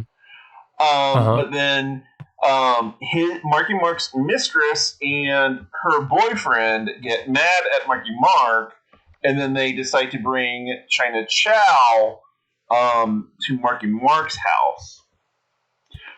Just as his fiance's parents arrive. And so then it becomes like a farce. Yes, and it becomes a Looney Tunes scene where, and the set is designed brilliantly for the scene where, Marky Mark is going in one door, then out another, just as the in-laws are coming around the corner, and it's choreographed beautifully to great comedic effect. That was one of my favorite visual bits of the whole film for sure. And I was impressed, and it made me laugh. Okay, wonderful. Another thing. Oh, go ahead. Oh, I was going to say, yeah, that whole physical bit. It's like Buster Keaton or even Jackie Chan meets John Wick in a way. Yeah. It's very funny. It's a very fun combination of concepts. Yeah. Yeah, and Jackie Chan has even said that Buster Keaton was an inspiration to him. So that kind of physical comedy where you're interacting with the environment and, the dialogue through it, kind of doesn't matter. Like you could just you play yakety sax, and that's another thing. You said that part was Looney Tunes. I would say it's more Benny Hill, but I don't know if you get that reference or not. I feel like I get that reference, but I can't tell you that I get that reference certainly. Okay, if you don't get the reference, look up Benny Hill yakety sax. Okay. Yeah. Trying to think, what else do I remember? You guys did mention the whole Kung Fu Gang hanging onto the bus or the van and speeding down the highway. That was bad fucking ass. That was so sick. Yeah. And I just want to emphasize that again. So cool. Hilarious at the same time, but so cool. Yeah. And just like a reminder, like these are actual professionals who are actually on a car that's actually driving after another car and going pretty fast. Yeah. There was no CGI in that, so yeah. Put their lives on the line for a movie. Yep. As stuntmen often do. Yes. Let's see. Oh yeah, one more thing. You guys didn't even really mention the scene where China Chow helped Marky Mark make a kosher dinner for his in-laws. And fingers the chicken or turkey or whatever in the most disgusting and suggestive way. It was supposed to be like a sexual tension moment, but like his fingers were in the, I guess that's the rectum of the cavity. Yeah, the anus area, the cavity. His fingers are in the cavity of the chicken, like marinating in there and stuff. But it's not really played for laughs in the scene, which is the strangest part. Well, that's what. Well,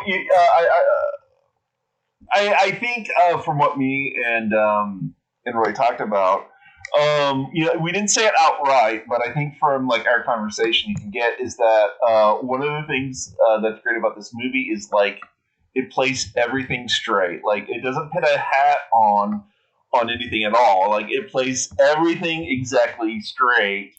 But that's what makes it so funny. Like no, yeah, that's fair.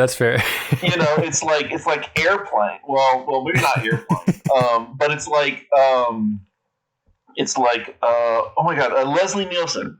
Like Leslie Nielsen in Police Squad in The Naked Gun. The reason why he's so funny in those movies is because he plays it absolutely straight. He's surrounded by absurdity and ridiculousness, but because he plays it straight, that is where the comedy is. And yeah, The Big Hit does that too. So there's that. And another thing that is true. And another thing is that whole scene, it was inspired by the pottery scene in Ghost, featuring Demi Moore and Patrick Swayze. Gotcha. But instead of pottery, it's a chicken and stuffing with Marky Mark and China Chow. So I can't even remember the music playing at that time though. I don't remember it either. All I remember are the visuals, and I will forever remember them until I am dead.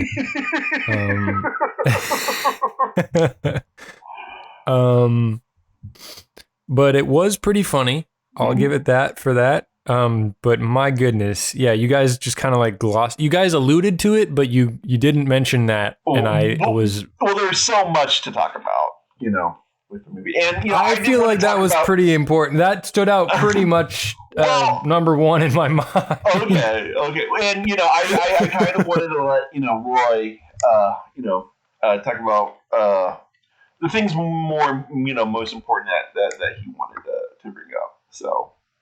That's fair. Yeah.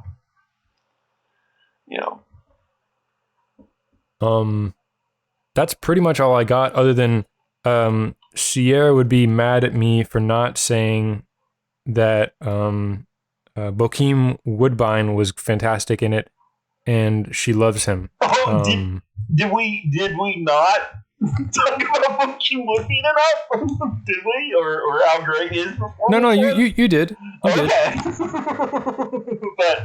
you did. I think. But Sierra just wanted to throw her hat in that ring too. Yeah, because she saw me watching. Because I showed her like the greatest hits of the movie, like the my favorite parts of it. I just scrubbed through and showed her how insane it was. And she was like, "Oh, he's in this movie. Oh, I love him." So I was like, I just felt like I needed to share that with the class, so to speak. Yeah, I love him. Let's see.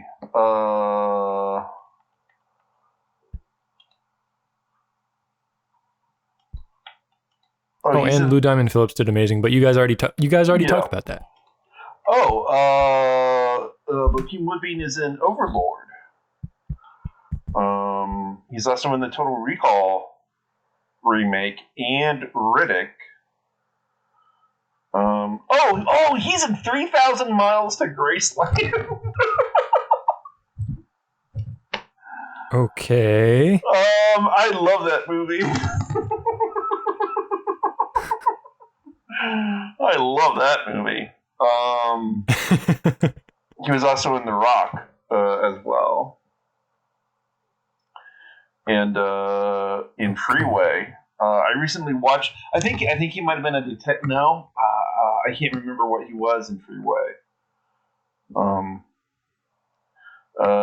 And he was in Life with Eddie Murphy and Martin.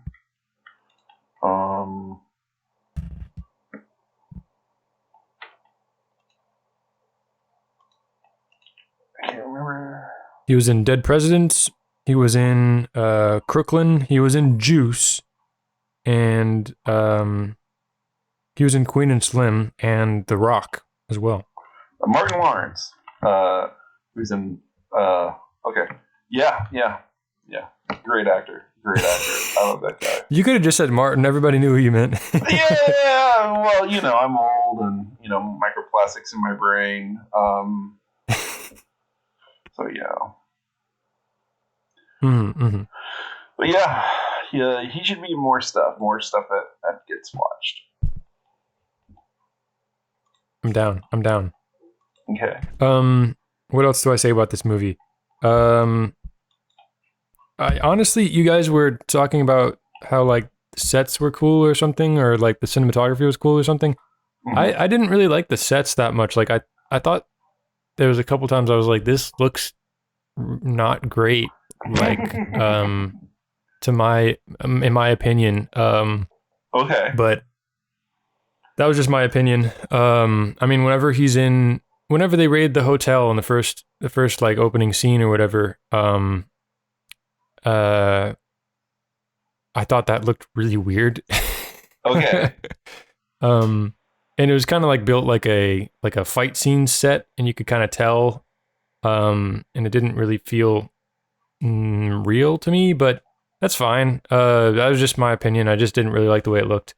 Okay. Well, I did. Oh, go ahead. I think what me and Roy were most impressed with was the video store set at the very end, with all the scaffolding and so forth. Mm-hmm. Yeah, for sure. That was a great set, and that was like, it looked like if there was a ride made out of this movie, it would have been in that. Yeah. In that building. All the other sets, like if this movie was made today, it would be in a B&B. Yeah, for sure. Which I feel that you and I we know what those kind of sets are. Like, we've had experience with those, plenty of experience. Yeah, and the house just looked very not lived in, but I mean that's a character choice too, but yeah. Anyways. Well, they had to they had a limited budget, but they put the money where it should have gone to. Yeah. Like the guys, those stuff hanging out of the van. Oh yeah. Yeah. Like, think about how much life insurance and that scene needed. Oh yeah. No, that's a great point, Steve. That's a great point. And I agree with you. Okay. Trying to think of what else I thought about the movie. It was a fun time. Honestly, I think it would be more fun on the rewatch. Because like watching it, I was just kind of like, I don't know. It wasn't really my favorite thing, or it wasn't my cup of tea. But it was interesting enough. I think it might also be like a good party movie where you'll watch it with a bunch of friends, and if you're riffing at it with each other while you watch it, I think that'd be a lot of fun too. Like, not that this is a bad movie, because I know that that's done with a lot of bad movies, but I don't think this is a bad movie. It just takes a lot. It puts a lot of elements that are incongruous with each other together. And that's that's why it's so charming. Yeah. And it is charming. It's cartoony and it's fun and it's silly. And and like Lou Diamond Phillips' character is hilarious through and through, and his choices are wild, but in a good way. Yes. Yeah. I think this is the most fun that I've seen. This is the most fun of a performance I've seen from Lou Diamond Phillips, because I've seen him I've seen him in La Bamba and Young Guns, where he's fairly serious in those movies, and those might be his most well known movies. But I've also seen him in just absolute crap, really bad movies. I think there's one called Route 666 or something. And even though that was a B movie, he was still serious in it. But Yeah. I would have loved to have seen Lou Diamond Phillips have an excuse to perform more over the top, like he has in this movie. Yes. Yeah, I think he's really good doing that. Do you think he was on cocaine during the filming of this movie? No. Okay. All right. No, I do not. I mean, I could be wrong. I haven't looked up, his personal life or anything. I've never heard any stories about him, doing substance abuse. He's just a phenomenal actor. He knows what the movie's about. And he knows what kind of performance it deserves, and then he provides it. Which is why he's such a great actor. Yeah, he's fantastic in this movie. Yeah. I haven't seen many, if any, of his other films, but he's fantastic in this, and is just right for the movie. Yeah, for sure. Trying to think of the Y2K-ness of this movie is very fun too. The sunglasses that Marky Mark wears are so small and so 2000s-y and pretty funny. I guess this is 90s, so 1998. So very late 90s, you could say. Yeah. But that spy gear of the late 90s, so it's it's Y2K, I would say, cutting edge. Yeah, that's fair. Yeah. That was a lot of fun. I liked the I loved the call jammer, and then the call jammer, and then the call jammer, and then the unjammer, jammer. Look, it's the trace buster. The trace buster, and then the trace buster.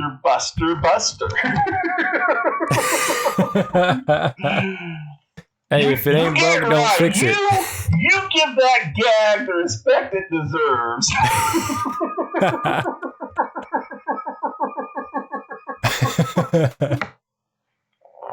And it does deserve respect, because that was hilarious. Yes, absolutely.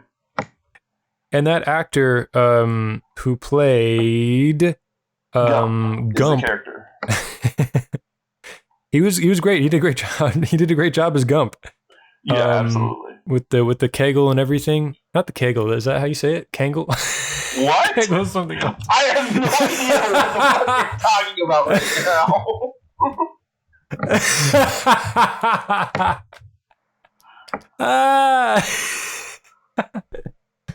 The Kangle hat. That. Let me look it up. Yeah, it's called a Kangle hat. Okay. Yeah, Kangle. A Kangle, not a Kangle hat, but a Kangle hat. Yeah. Okay. My mistake. Okay. Anyways, I thought that he was fun. Yes. And looking at his filmography, he's also in American Psycho 2, which Sierra loves. Wait. And, American Psycho 2 or American Psycho as well? American Psycho 2, All American Girl. Oh, okay. Yes. Okay. And he's in Just Friends, which I have seen, and it's a decent comedy. I watched it with my sister. It was pretty fun. Okay. Well, that's neat.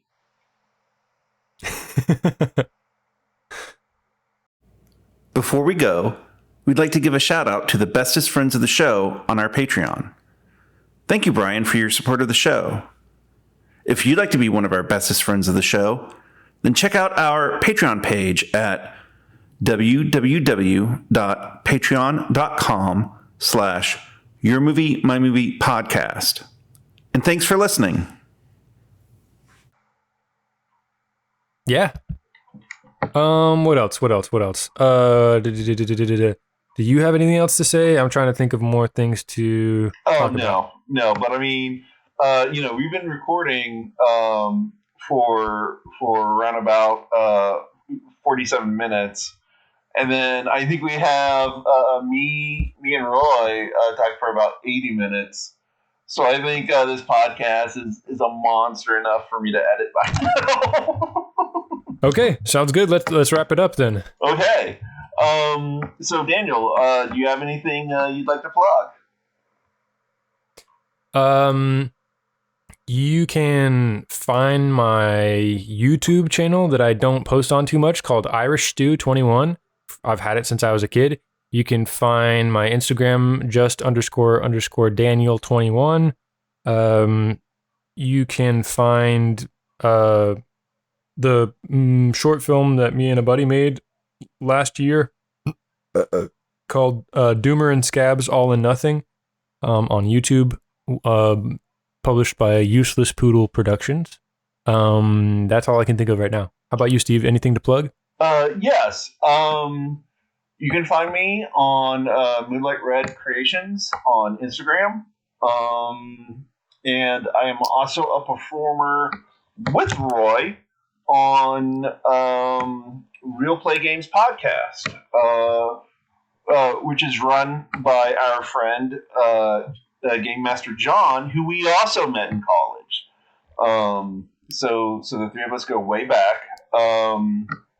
Me and Roy, we're not on every episode, but we're on there fairly often. We're on there together fairly often. So if you like listening, to us talking the way that we did in this episode, feel free to check out those episodes of Real Play Games podcast where me and Roy play together. And Hell yeah. I think that's it. Hell yeah. All right. All right. Well, Art, any last words? I can't think of a quote, so you think of one, please. How about this? You're missing out in the whole point of cooking, which is to get messy.